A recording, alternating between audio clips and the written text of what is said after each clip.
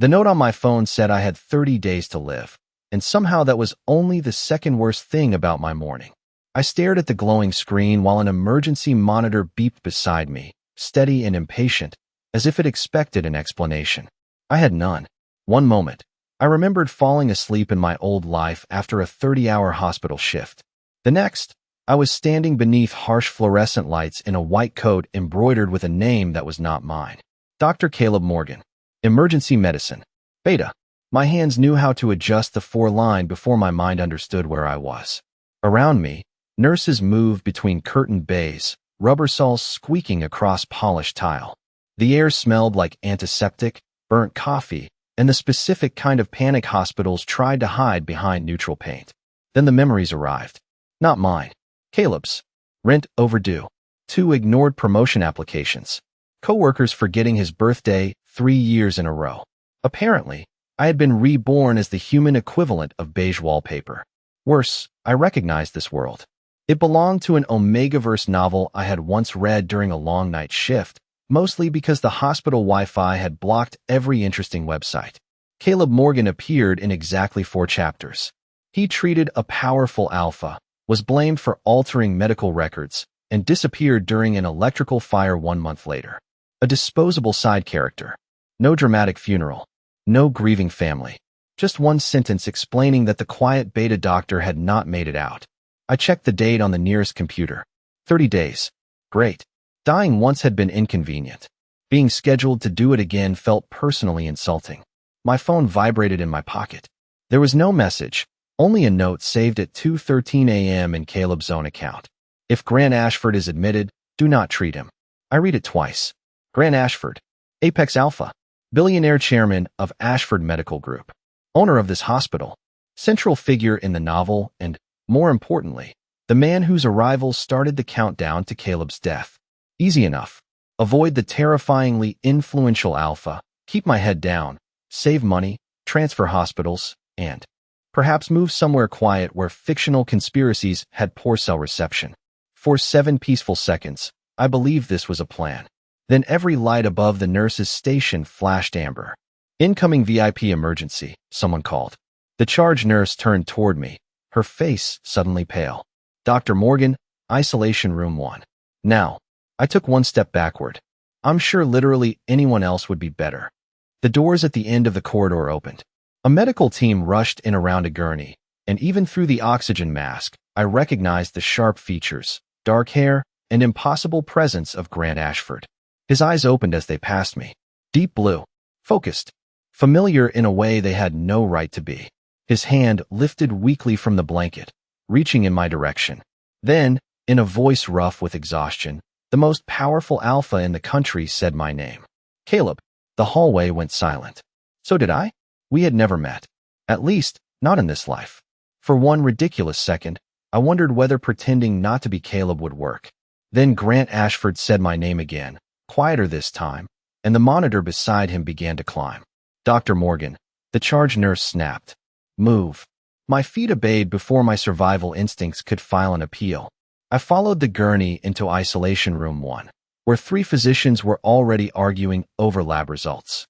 Grant lay beneath the white lights, his breathing shallow, his jaw locked with the kind of control that looked painful. Even weakened, he filled the room. Not physically, something deeper. The air seemed heavier around him, charged with the sharp scent of cedar and winter rain. 1 alpha resident took a step closer, then immediately gripped the counter. An Omega nurse turned pale and hurried outside. Pheromone overload. The novel had described it in dramatic terms. Experiencing it in person was less poetic and more like standing beside an invisible thunderstorm. I felt pressure behind my eyes, but nothing else. Betas did not react strongly to alpha pheromones. For the first time in my new life, being biologically forgettable felt like a competitive advantage. His temperature is rising, someone said. The suppressant is not working. I looked at the medication tray. Standard blockers. Standard sedatives. All useless if the compound in his system was what I suspected. In my previous life, I had seen a similar reaction during a research rotation. The drug forced the body to keep producing stress hormones while blocking the receptors meant to regulate them. Treating the symptoms alone only made the cycle worse. Stop the suppressant, I said. Every head turned toward me. The senior physician frowned. Excuse me. It is feeding the reaction. I reached for the chart, scanning the numbers. Lower the room temperature to 65 degrees. Dim the lights. No alpha or omega staff within 20 feet until his levels stabilize. That is not protocol. Neither is letting the hospital owner overheat because protocol feels emotionally secure. Silence. Apparently, Caleb Morgan had never spoken like that before. Honestly, neither had I, but near-death experiences had improved my confidence. Grant shifted, his hand tightening around the sheet. His eyes found mine again. Not the room. Not the monitors. Me. Caleb, he murmured. I stepped closer, careful and slow. Mr. Ashford, I need you to focus on my voice. His breathing hitched. You came back. My pulse stumbled. We can discuss that confusing statement after you stop terrifying the medical staff. His mouth moved, almost a smile, then vanished. I placed 2 fingers against his wrist. His pulse raced beneath my touch. Breathe in for 4 counts, I said. Hold for 2. Out for 6. He followed me. Once. Twice. The monitor began to settle. The room seemed to exhale with him. I asked for chilled saline and a specific enzyme panel. The senior physician hesitated, but Grant opened his eyes and said, "Do what he says." 20 minutes later, his temperature had dropped by 2 degrees. The pressure in the air faded. Staff returned cautiously, whispering as though they had witnessed something impossible. Maybe they had. I stepped away from the bed, but Grant caught my wrist. His grip was not forceful. It was careful, almost afraid. "Do not leave," he said. I looked down at his hand, then at the man who should not have known me. Why? Grant held my gaze with an exhaustion that felt older than this morning. "Because last time," he whispered, "you disappeared before I could save you." Grant released my wrist the moment he noticed me looking at his hand. That should have reassured me. It did not. Men who remembered your death were difficult to categorize under normal workplace concerns. "You need rest," I said. "And I need an explanation that does not sound like the opening line of a supernatural crime podcast." His expression remained serious. "Stay until I can give you one." Before I could answer, the senior physician returned with 2 hospital attorneys and a woman carrying a tablet. She introduced herself as Grant's executive assistant, then informed me that Mr. Ashford had requested my immediate transfer to his private medical team. "No," I said. The room went quiet. Again, I was beginning to suspect Caleb Morgan had spent his entire life agreeing with people, because everyone reacted to my refusal like a chair had started speaking. Grant watched me from the bed. "Why not?" "Because you met me less than an hour ago." "That is not true." "It is true from my perspective, which is currently the only perspective I trust." The corner of his mouth moved. Not quite a smile. More like his face had briefly remembered the concept. I left before anyone could hand me a contract, but avoiding Grant proved harder than expected. By noon, a fresh cup of coffee appeared beside my patient charts. 2 creams. 1 sugar. Exactly how I took it. At 12:30, the cafeteria manager delivered a turkey sandwich and said it had been charged to the executive office because I had skipped breakfast. At 1:15, Grant appeared in the emergency department wearing a dark suit, despite having been medically unstable only hours earlier. "You should be in bed," I told him. "You declined the private assignment." Those statements are not related. They are to me. He followed me to the nurse's station, where 3 residents pretended not to listen with the concentration of people listening very hard. Grant did not crowd me. He stayed several feet away, calm and composed, but his attention never drifted. When another alpha physician approached with a question, Grant's shoulders tightened. He said nothing. He simply waited until the doctor left, then placed a folder beside me. Inside was a formal offer with a salary large enough to make my overdue rent feel personally embarrassed. "Still no," I said. "You have not read it." I saw the number. It frightened me. Before he could respond, the elevator doors opened. A striking Omega stepped out, dressed in a pale blue suit, with security following close behind. I recognized him immediately. Adrian Vale. In the novel, Adrian was supposed to become Grant's perfect match. Their scents were described as biologically compatible, socially ideal, and inevitable. Adrian smiled when he saw Grant. The entire department seemed to hold its breath. Grant barely glanced at him. Instead, he reached toward my collar, stopped before touching me, and asked, May I? I stared at him. May you what? Your identification badge is backward. My face warmed for reasons that were both ridiculous and unhelpful. I turned at myself. Adrian approached, confusion flickering across his polished expression. Grant never looked away from me. You keep refusing because you think this is instinct, he said quietly. You think I noticed you because something in my biology reacted. Did it? No.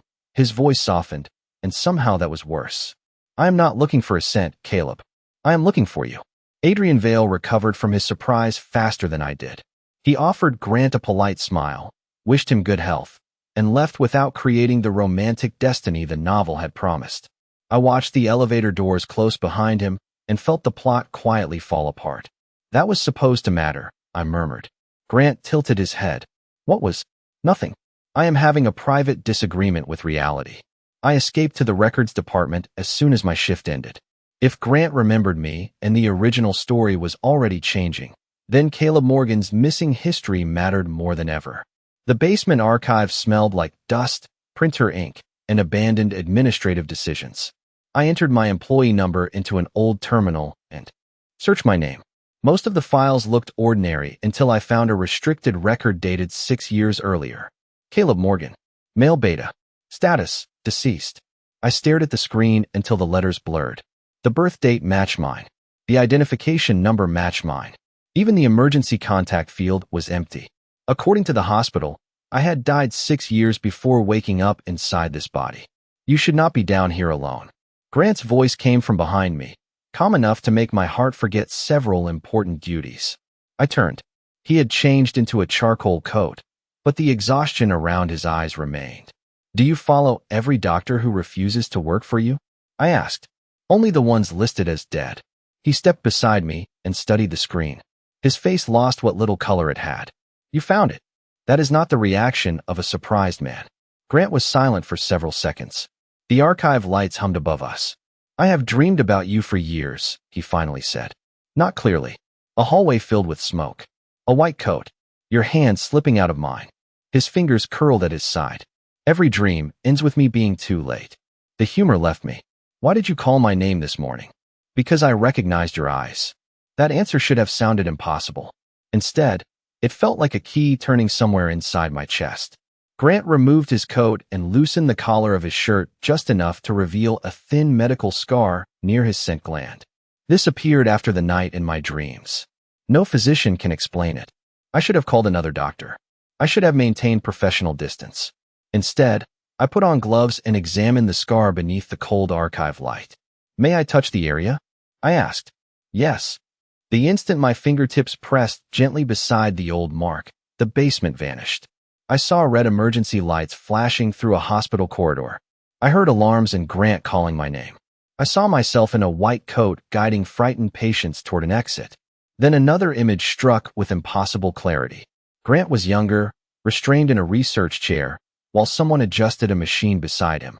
A doctor stood behind the controls, face hidden by a mask, but the name stitched across his white coat was perfectly visible. Malcolm Price. The vision ended. I stumbled back, and Grant caught my elbow without pulling me closer. You saw it too, he said. Before I could answer, the archive door opened. Our department chief stood beneath the fluorescent light, smiling pleasantly. Dr. Malcolm Price looked from Grant to the death certificate on the screen. There you are, Caleb, he said. I was beginning to wonder when you would remember. Malcolm Price closed the archive door behind him with the careful ease of a man entering a meeting he had scheduled. Remember what? I asked, although my voice had become suspiciously thin. Grant moved half a step in front of me. Not enough to block my view. Just enough to make his intention clear. Malcolm noticed and smiled. Still protective, he said. Some patterns survive anything.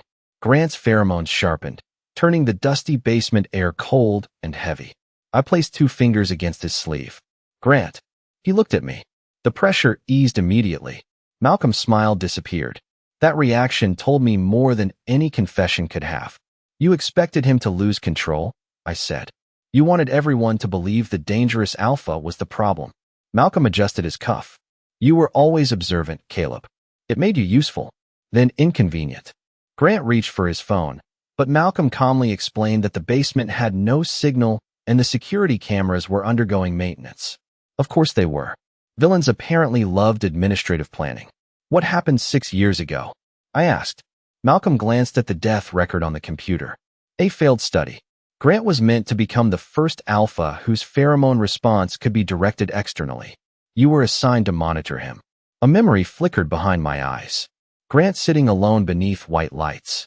My own hand adjusting a sensor near his wrist. I tried to stop it, I whispered. You became emotionally involved, Malcolm corrected. You released him, copied the research, and attempted to expose the program. Grant's face went still. Then Caleb died. Officially. Malcolm looked at me with clinical fascination. The machine produced an unexpected temporal effect. His body survived, but his memories did not. We gave him a new employment record and kept him close enough to observe. My stomach turned. Caleb had not been forgettable by accident. He had been deliberately erased. The note on my phone, I said. Did I write it? Your memories had begun returning. That was why Grant was admitted today. We needed to determine whether proximity would complete the process. Grant's control finally cracked around the edges. You poisoned me to test him. Malcolm did not deny it. I stepped between them before the air could tighten again. No, I told Grant. He wants your anger. Do not give him the result he designed. Grant looked down at me, breathing slowly. Then he nodded. One deliberate movement. Trust instead of instinct. Malcolm stared as if Grant had just broken a law of nature. You cannot protect him forever, he said. That is not what I am doing, Grant replied. His voice was quiet now. I am listening to him. We left the archive together after Malcolm stepped aside, apparently confident that no one would believe us without evidence. In the elevator, Grant pressed the lobby button, then turned toward me. You are coming to my residence. That sounded remarkably like an order. His jaw tightened. I want you somewhere secure. Still an order. He was silent for a moment. Caleb, would you consider staying somewhere Malcolm cannot reach you tonight? Better. Not perfect, but better. I will consider it. His shoulders lowered. Thank you. That was when I understood the truth beneath his obsession. Grant was not afraid I would reject him. He was afraid he would close his eyes and lose me again. When the elevator doors opened, my phone recovered its signal and filled with alerts. The first was from hospital administration. I had been suspended for illegally accessing restricted records. The second was a security notice accusing me of altering Grant's medication chart. The third was a message from Malcolm. Run if you want. This story always ends the same way. By the time we reached the main lobby, my suspension had already become public knowledge. Conversations stopped as I passed. Nurses who had trusted me that morning suddenly studied the floor, while two security officers waited beside the reception desk with carefully neutral expressions. Malcolm worked fast. Apparently, ruining a life required less paperwork than approving overtime. Grant stood beside me, unreadable. I expected him to call his attorneys, dismiss the security team, or purchase the entire legal system out of irritation. Instead, he stepped away. Dr. Morgan accessed confidential records without authorization, he said clearly. His employment privileges are suspended until the investigation is complete. The words landed harder than they should have. I stared at him. Grant. His eyes met mine, cold and distant. You should cooperate. For one foolish second, I searched his face for reassurance. A hidden message. Anything. There was nothing. The security officers escorted me to my locker while Grant remained in the lobby, speaking with hospital administrators as though I had become another problem on his schedule. I returned my identification badge, changed out of my white coat, and packed my belongings into a cardboard box that had once held printer paper. 12 hours earlier, I had awakened inside a new life. Now even that life was being taken from me. Efficient. Humiliating. Almost impressive. Outside, evening rain covered the parking lot in silver reflections. Grant's car waited near the entrance, but I walked past it. His driver lowered the window. Mr. Ashford asked me to take you somewhere safe. Mr. Ashford can submit that request through the appropriate administrative channels. I kept walking. Anger warmed my face, but beneath it sat something worse. Disappointment. I had believed him when he said he was listening. I had believed the fear in his eyes. Maybe that was the real danger of being remembered. It made betrayal feel personal. My phone rang before I reached the bus stop. The caller identified herself as Evelyn Hart, an attorney representing the hospital board. She said she had evidence proving Malcolm altered my records and asked me to meet her at an off-site. Records facility 3 blocks away. I almost refused, but she mentioned the original research files from 6 years ago. 10 minutes later, I entered a quiet medical office attached to an older section of the hospital complex. The receptionist smiled, took my name, and directed me toward a conference room. The door closed behind me with a soft electronic click. No attorney waited inside. Only Malcolm. You really should stop trusting convenient phone calls, he said. I turned toward the door, but the access panel flashed red. What do you want? To show you why Grant had to reject you in public. He placed a tablet on the table. The screen displayed a live security feed from the hospital boardroom. Grant stood before the directors, handing his company authority to a gray-haired attorney. He is giving up control, I whispered. Malcolm nodded. To protect the evidence from himself. Very noble. On the screen, Grant looked directly into the camera, as though he knew I was watching. Then he said, "Begin the search for Caleb." Malcolm switched off the tablet. Unfortunately, he is already too late. The wall behind him slid open, revealing an elevator descending beneath the hospital. Every time Grant tries to save you, Malcolm said, this is where the ending begins. The elevator carried us beneath the hospital with the smooth patience of something that had made this trip many times before. Malcolm stood beside the control panel, hands folded, while I watched the floor numbers disappear into symbols I did not recognize. How many times has this happened? I asked. Enough for Grant to become predictable, he replied. The doors opened onto a silent research level lined with glass rooms and inactive monitors. At the center stood the same machine from my vision, its metal frame surrounding a reclining medical chair. My stomach remembered before my mind did. Bright lights. Grant calling my name. My own hands shaking as I entered a sequence into the control panel. The device does not send a person backward, Malcolm explained. It rebuilds a timeline around an unresolved biological connection. Grant and I do not have a biological connection. Exactly. For the first time, irritation disturbed his calm expression. You are a beta. No scent compatibility. No mating response. No reason his nervous system should stabilize around you. Yet every version of Grant Ashford chooses you. A warning light blinked above the door. Malcolm checked his tablet. And here he is. The security feed showed Grant entering the lower corridor alone. He moved quickly, but there was something wrong with the way he held himself. His shoulders were rigid. His breathing was uneven. Malcolm had activated the same pheromone stimulus used during Grant's admission. He will lose control, Malcolm said. Then you will finally understand why this ending cannot change. The laboratory door opened.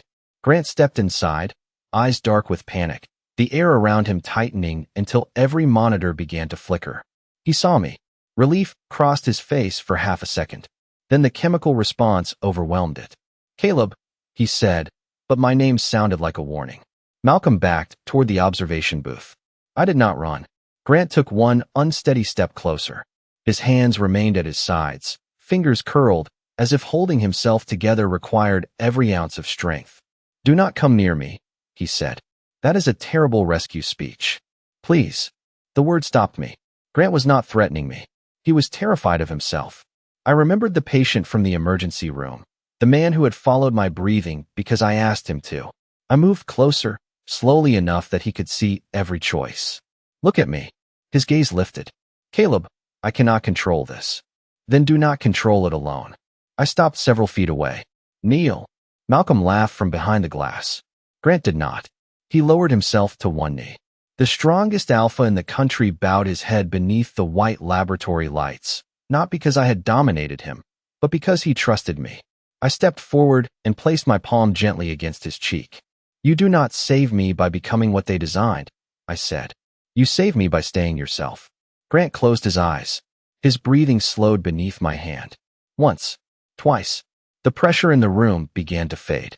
Then his eyes opened, clear and full of something older than grief. I remember, he whispered. Images rushed through me. One timeline. Grant reached the fire too late. Another. I escaped the hospital but disappeared before sunrise. A third. Grant activated the machine and watched the world rebuild around my absence. His hand covered mine. This is not the first time I found you, he said. His voice broke softly. It is the third time I failed to keep you alive. I looked toward Malcolm, who no longer seemed confident. Then we stopped repeating the ending. I said, Grant rose beside me, steady now. Together? I met his eyes. This time, you follow my instructions. For the first time since I had met him, Grant Ashford smiled without restraint. Gladly, Dr. Morgan. Malcolm reached for the control panel, but I was already moving. The machine's display showed a full system purge scheduled in 8 minutes, along with an electrical overload spreading toward the patient floors above us. He is erasing the evidence, Grant said. And forcing an evacuation, I replied. You need to take the research drive to the board attorney. His expression hardened. I am not leaving you here. That was not a suggestion. Caleb, Grant, listen to me. I held his gaze while warning lights washed the laboratory in red. Every other time, you tried to save me by staying close. Malcolm counted on that. This time, you protect the evidence and trust me to do my job. Fear moved across his face without disguise. What if I lose you again? Then do not waste the time we have imagining it. I removed the encrypted drive from the terminal and placed it in his hand. His fingers closed around it, then around mine, careful and warm. Come back to me, he said. Not an order. A request. I plan to, I answered. Grant left for the secure elevator while I accessed the emergency network. The overload had disabled several upper floor doors and trapped the elevators between levels. I rerouted power to the stairwell locks, called the nursing stations, and gave instructions one floor at a time. No panic. No dramatic speeches. Just oxygen tanks, wheelchairs, patient lists, and people doing what hospital workers always did when everything went wrong. They kept moving. Malcolm watched from the observation booth, his confidence thinning with every system I restored. You cannot save everyone, he said through the intercom. I do not need to, I replied. I only need to help them save each other. The final patient floor cleared with less than 2 minutes remaining.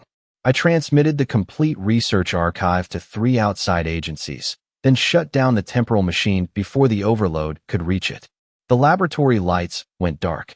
Emergency strips illuminated the corridor in a soft blue line. For several seconds, there was only silence. Then Grant's voice came through my phone. Caleb, I had never heard my name carry so much relief. The evidence is secure, he said. The board attorney has it. Federal investigators are on their way. Good. Where are you? Walking toward the east stairwell. Stay there.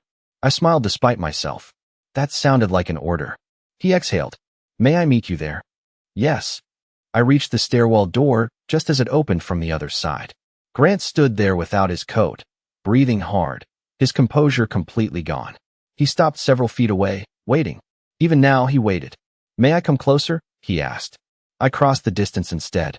His hands hovered near my arms, uncertain until I nodded. Then he held me as if relief had finally found a shape. You trusted me, I whispered. It was the hardest thing I have ever done. I leaned back enough to see his face. You did well. His eyes searched mine. Caleb, may I kiss you?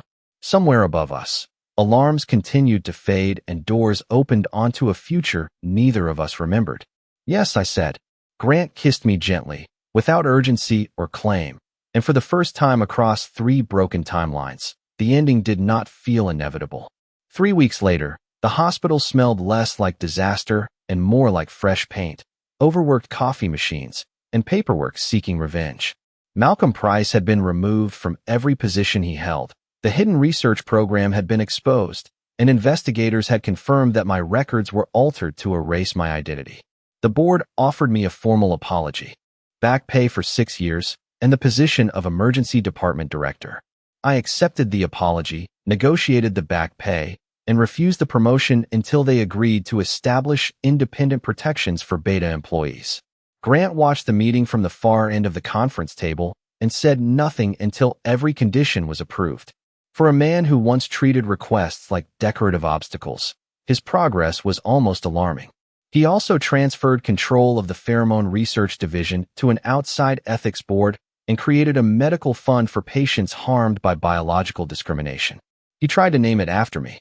I threatened to resign. We compromised on a name that did not make me sound deceased. My first official shift back began at 7 in the morning.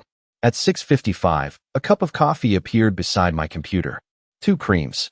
1 sugar. A turkey sandwich waited beneath it with a note reminding me to eat before noon. I found Grant standing near the nurse's station, pretending he had not personally delivered both. Rule number 1, I told him. No giving me orders. The note contains a recommendation. Rule number 2. Do not buy businesses because I like one item on the menu. He looked almost offended. I have not purchased this cafeteria. That answer was too specific. A nurse coughed to hide a laugh. Grant lowered his voice. There is still rule number 3. Do not follow me into the on-call room. I remember.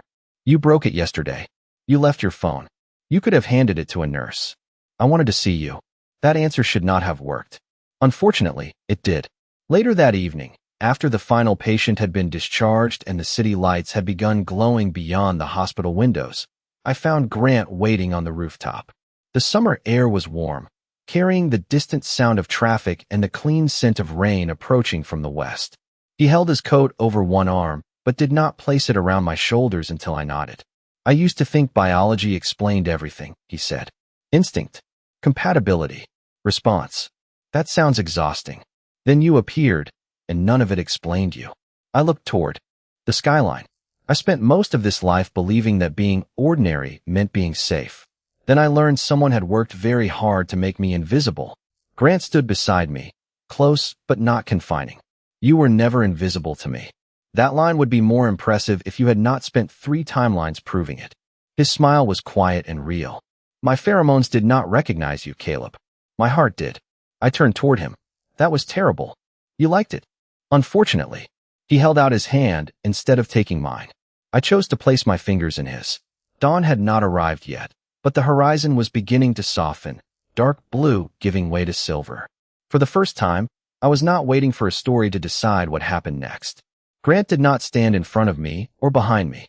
He stood beside me. I leaned against his shoulder because I wanted to, and when he asked whether I would have dinner with him after my next shift, I said yes.